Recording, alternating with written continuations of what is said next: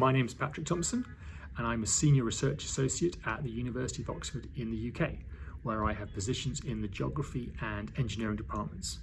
I've been working on rural water supply in sub-Saharan Africa for over a decade, and I work primarily in Kenya, and along with my colleagues there, we are currently providing water services to around 70,000 people. I was motivated to get into this area of research from my time working in international development, where I saw in a number of post-conflict countries that the communities we were working with were suffering from serious water issues.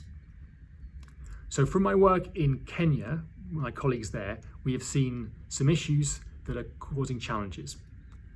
And this is over the last decade, and these are likely to continue over the next few decades. We are seeing an increase in agricultural and industrial water use, and this is competing with the demands from households and communities for their drinking water, their essential water. So, for example, for agriculture, pumped irrigated agriculture is causing aquifer levels to drop, which is putting strain on the wells that communities use. Also, from both agricultural and other industrial sources, we are finding pollution that is reducing the water quality of these wells. So we have to think of how we can improve the water services that these communities are getting, bearing in mind that the likelihood of them getting high quality piped chlorinated water anytime soon is low. So we have to think about how we can give the best possible water services in the context and situation in which we find ourselves. Fortunately, as well as the climate changing at a rate that is faster than any in human history, technology is also progressing at incredible pace at the moment. And this is providing opportunities. So technological examples are satellite data and AI. This means that we can monitor the water resources, the aquifers and the rivers in a level of detail that we just have not been able to before.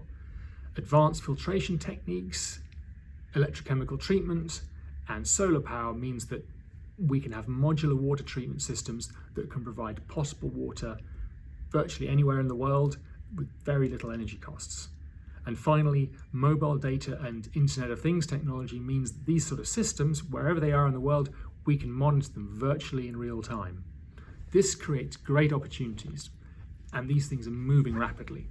However, this is not just a technological problem. Water has always been a key part of our social, cultural, and political lives. Whether this is who gets to use water from a village well or who controls the flow of great rivers in the world like the Nile or the Indus. Therefore, we have to innovate our management and institutional models alongside our technology.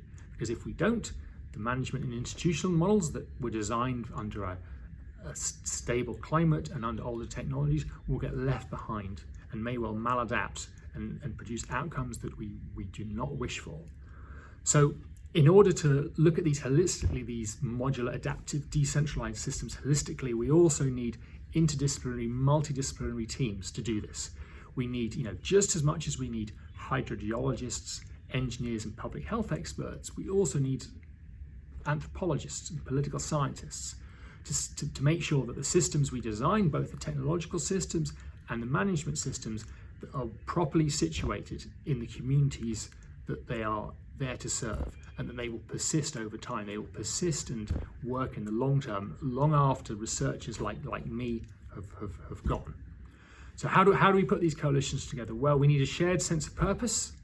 We need people who are happy to share their knowledge and receive knowledge and understanding from other people, from other disciplines and from communities themselves, and also people with some humility and a sense of humor, because we're going to get things wrong on the way.